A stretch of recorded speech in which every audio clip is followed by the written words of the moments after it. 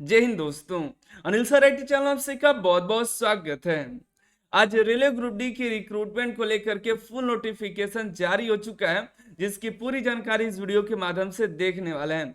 अगर आप railway apprenticeship यानी कि course completed act apprenticeship CCA वाले कैंडिडेट्स हैं तो वीडियो को अंत तक जरूर देखिएगा, आप ही के लिए वीडियो है स्पेशल।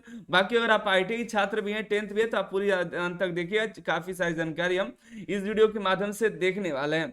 आईटीआई छात्रों की आज हियरिंग भी थी रेलवे ग्रुप डी को लेकर के, हमने इस लाइव सेशन में डिस्कस किया हुआ है, तो आप जा करके जरूर देखिएगा, पूरी जानकारी इसमें आपको मिल जाएगी।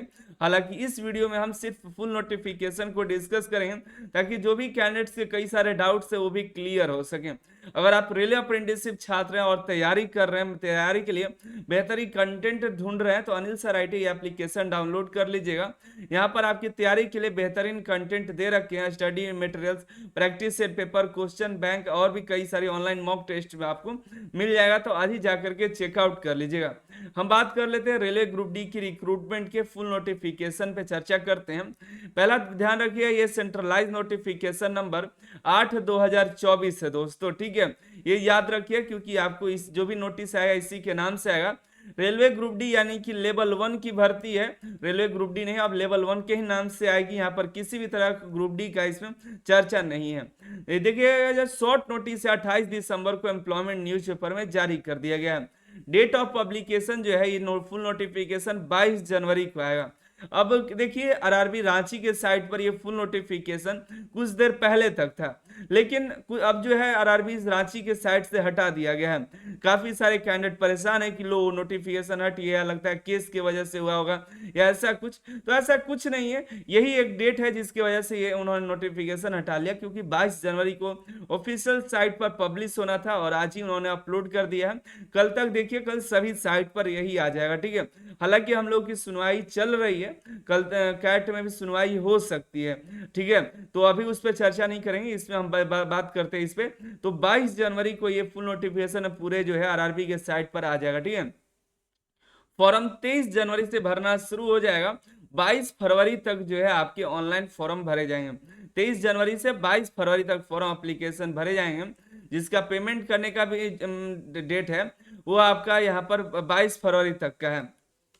लेकिन डेट के बाद भी 23 और 24 फरवरी तक भी आप पेमेंट कर सकते हैं, क्योंकि क्या होता है, लास्ट डेट में लोग फॉर्म भरते हैं और पेमेंट नहीं हो पाता है, रुक जाता है, तो आपको 2 दिन का और समय मिलेगा। रजिस्ट्रेशन आपका 22 तारीख तक हो जाएगा, उसके बाद जो है 23 और 24 तक पेमेंट भी कर सकते हैं, ठीक है। और किसी प्रकार की गड़बड़ी होता है तो 25 तारीख से 6 मार्च तक आप अपना एप्लीकेशन में करेक्शन कर सकते हैं, ठीक है। देखिए, इसमें एक खास बात जो है, सीबीटी 2 नहीं होने वाला है, सीबीटी 1 ही रहेगा, एक ही सीबीटी होगा। जबकि जैसा कि पेपर में न्यूज कटिंग आया था कि नहीं सीबीटी 2 भी होगा, हमें उम्मीद था कि सीबीटी 2 हो सकता है, क्योंकि 10th बेसिस पर कर रहा है, तो सीबीटी 2 फाइनली नहीं रहेगा, ठीक है। सीबीटी 1 ही यहाँ पर रहने वाला है। टोटल वैकेंसी जो है 32,438 पोस्ट पर है।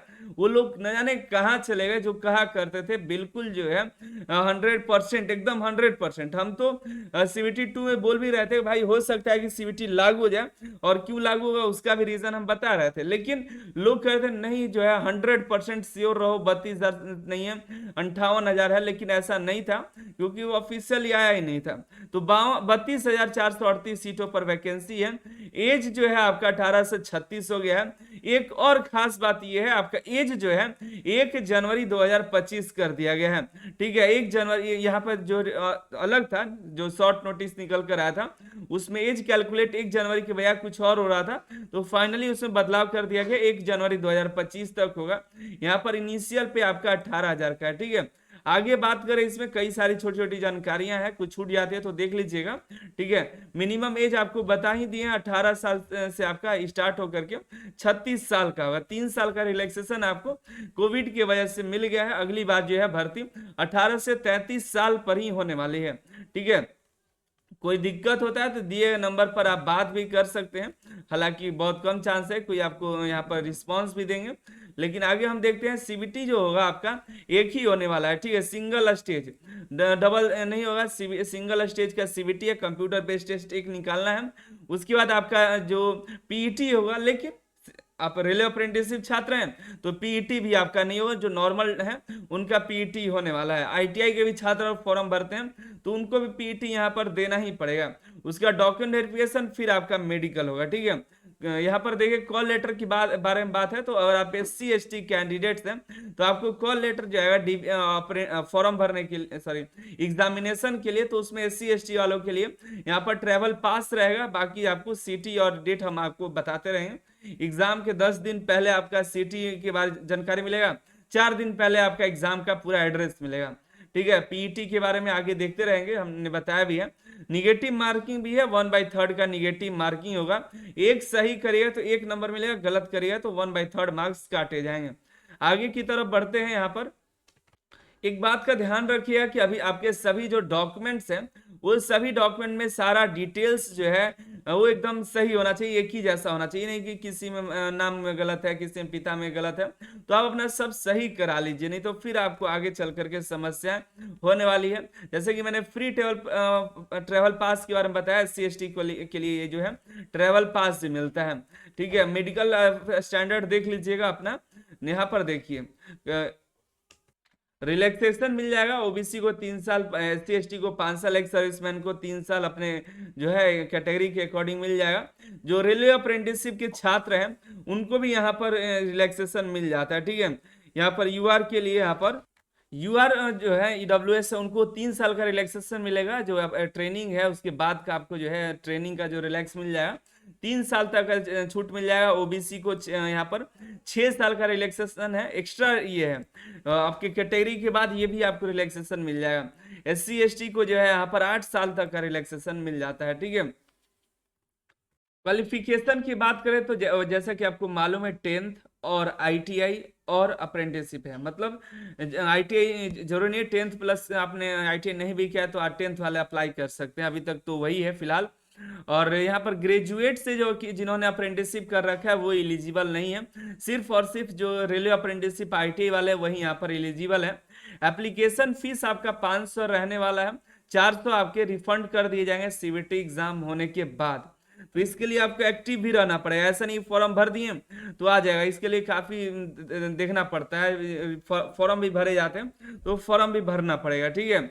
कोशिश करिए खुद से ही फॉर्म भरें, जो बैंक अकाउंट है वो भी अपना ही डालें, नहीं तो फिर क्या होता है कि वो लोग अपना करते हैं। अगर ऐसा हुआ कि नहीं जिस बैंक से पेमेंट हुआ उसी में रिफंड आएगा तो दिक्कत है, ऐसा नहीं होता है।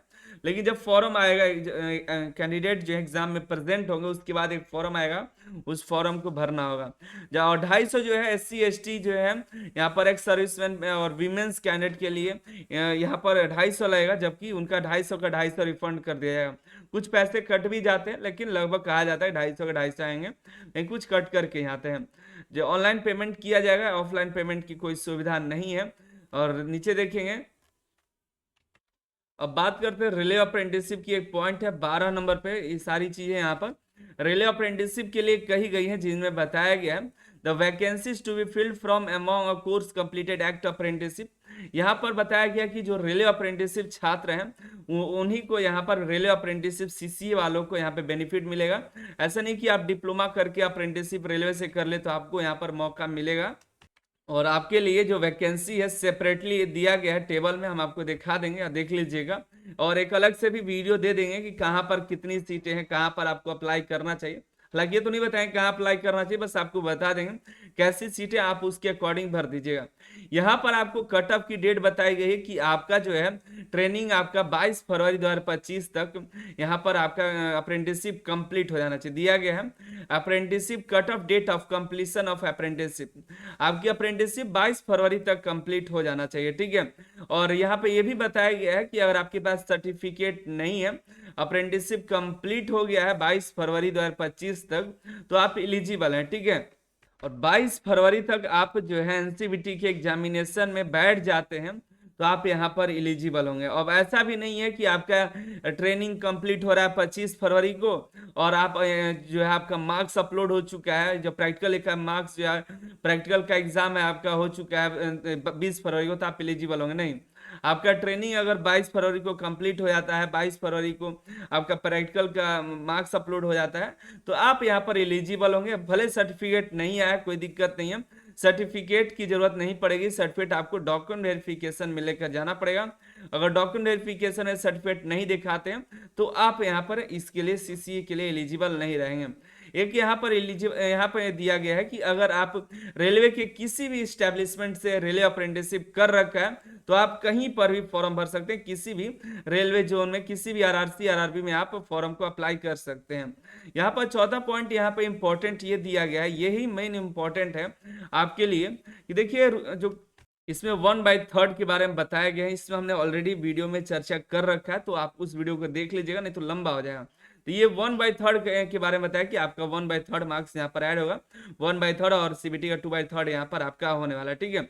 और यहाँ एक और सिचुएशन दिया गया है कि अगर आपका एक सिचुएशन होगा कि एनसीवीटी का मार्क्स कम आता है, जो आपके जो 1/3 का जो मार्क्स कैलकुलेट किया जाएगा 2/3 वाला, अगर उसका मार्क्स आपको कम हो जाता है, आपने जो सीबीटी में जो गेन किया है उससे कम होता है ना, तो आपका सीबीटी वाला ले लिया जाएगा। क्या होता हो रहा है ना, अब जो है एनसीवीटी का कोई एग्जाम नहीं हो रहा है, पहले एग्जाम होता था, तो जब एग्जाम होता था तो बच्चों के 60-65 मार्क्स ही आते थे, तो उनका मार्क्स कम हो जाता था। अब कम हो गया, अब लेकिन अब जो है 90, 92, 95, 100 के 100 भी कहीं कहीं मिल जा रहा है। तो उस स्थिति में जो पुराने बच्चे उनको थोड़ा दिक्कत होता है। अभी वही काफी परेशान थे कि नहीं हम लोग सीबीटी एग्जाम दिए, अब नंबर कम आ गया, अब बच्चे को ज्यादा नंबर मिल जा रहा है। तो उस स्थिति में अगर आपके सीबीटी मार्क्स बढ़िया आ जाते हैं तो आपके सीबीटी मार्क्स के आधार पर ही सिलेक्शन हो जाएगा, ठीक है। तो ये एक बड़ा बदलाव किया गया है, देखने को मिल रहा है आपको, जिससे कि जो पुराने वाले जो बच्चे हैं उनके कम भी मार्क्स हैं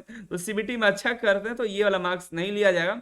आपके लिए जो बेहतर होगा वो रेलवे करेगी। यहाँ पर ये उनका यही कहना है कि अगर मार्क्स कैलकुलेट किया जाएगा, मार्क्स कम हो जा रहा है, जैसे कि मान लीजिए, ठीक है, समझिए ध्यान से, सीबीटी में आप 90 नंबर लेकर आते हैं, 100 में कितना नंबर, 90 नंबर, और अगर आपके सीसीए में जो है 85 नंबर आते हैं, मतलब सब कैलकुलेट करके, मतलब आपके 85 नंबर आए और कैलकुलेट करके 88 नंबर बन गया, तो 2/3 1/3 को ऐड किया गया, जैसे रूल हम बताए हुए हैं वैसे आपका 88 आ गया, 85 से कितना हुआ 88, लेकिन आपने सीबीटी में कितना नंबर लाया 90 नंबर, तो ये 88 नहीं होगा, आपका ऐड होगा 90 नंबर, ठीक है। तो उसी के आधार पर तो समझ लीजिए कि जो बेहतर होगा रेलवे कर देगी, वहां पर आपको कोई दिक्कत नहीं होगा। तो ये भी एक अच्छा ही कहेंगे, जो जिनके नंबर कम आ रहे हैं इस तरह से, तो वो अपना सीबीटी में मेहनत करके अच्छा लाएंगे। यहाँ पर रेलवे अप्रेंटिसशिप छात्रों को पीईटी नहीं देना है, फिजिकल एफिशिएंसी टेस्ट जो है उससे आपको छूट मिल जाएगा। एक दिक्कत यहाँ पर हुई दोस्तों, कोर्स कंप्लीटेड एक्ट अप्रेंटिसशिप के बारे में तो कहा गया है कि आप जो पास नहीं भी हुए हैं, जिनके पास सर्टिफिकेट नहीं आया है, उनके लिए अब बता रहे हैं कि जो सर्टिफिकेट नहीं आया उनको एक दिक्कत होगा। यहाँ पे कह रहे हैं कि सीसीए वालों को मार्क्स भी अपलोड करना पड़ेगा, जिनका सर्टिफिकेट है दोस्तों तो उनको तो कोई दिक्कत नहीं है, ठीक है, लेकिन जिनके लास्ट अभी तक सर्टिफिकेट नहीं आया है तो उनको दिक्कत हो सकती है थोड़ी, क्योंकि यहाँ पर मार्क्स उन्होंने कहा कि ऑनलाइन एप्लीकेशन के दौरान उनको मार्क्स भी आपको देने होंगे, एनसीवीटी का मार्क्स जो है यहाँ पर देना पड़ेगा। तो मार्क्स आपको पता रहेगा तब तो दीजिएगा, और जिसके पास है उसके लिए बहुत ही बेहतर है। If the candidate fail to feed their NCVT marks, अगर मार्क्स नहीं दे पाते हैं तो आपका इसका वेटेज नहीं मिलेगा, मार्क्स वाला वेटेज आपको नहीं मिल पाएगा, बाकी सभी यहाँ पर आपको मिल जाएगा, ठीक है। रेलवे अप्रेंटिसशिप के जो भी बेनिफिट्स है मिलेगा, बस वो नहीं मिलेगा। जिसके पास सर्टिफिकेट है तो वो अपना बल्ले बल्ले उसका बढ़िया है। बाकी यही जानकारी है, ठीक है। और भी कई सारी जानकारी, जैसे आपका रिक्रूटमेंट प्रोसेस, आपका सीबीटी 1, पीईटी और डॉक्यूमेंट वेरिफिकेशन, मेडिकल होगा, सीबीटी 2 नहीं होगा। सीबीटी 2 से आपको घबराने की जरूरत नहीं है, सीबीटी 2 है ही नहीं। आपका एग्जाम आपका एक ही 90 मिनट का एग्जाम होगा, 100 क्वेश्चन पूछे जाएंगे, क्लियर कर लेते हैं तो आपका बढ़िया हो जाएगा। हमने सिलेबस पर ऑलरेडी वीडियो बना रखा है, एक अलग से भी वीडियो बना देंगे, ठीक है। पीईटी पर भी हमने वीडियो बना रखा है, आपको वीडियो डिस्क्रिप्शन में दे देंगे या चैनल पर आपको मिल जाएगा, ठीक है। कोई भी डॉक्यूमेंट के रिगार्डिंग जानकारी हो नीचे कमेंट करिएगा, एक और आपको वीडियो मिल जाएगी, कई सारी वीडियो दे देंगे, अब अलग अलग बनाना पड़ेगा हमको, ठीक है। बाकी आप सभी के लिए मिलते हैं अगले वीडियो में। और आईटीआई छात्र हैं तो आईटीआई के लिए हमने अलग से वीडियो बना रखा है कि क्या हुआ और क्या चल रहा है, इस पर हम इस वीडियो में चर्चा कर देंगे, ठीक है। आप सभी का बहुत बहुत धन्यवाद। कोई भी और पॉइंट लग रहा है, डाउट है, तो ये पॉइंट नंबर लिख करके नीचे कमेंट करिए, ठीक है। तैयारी के लिए अनिल सर आईटी एप्लीकेशन है, आप अनिल सर आईटी एप्लीकेशन में जाइए और जाइएगा तो वहाँ पर ग्रुप डी को लेकर के बेहतरीन कंटेंट मिल ही जाएगा।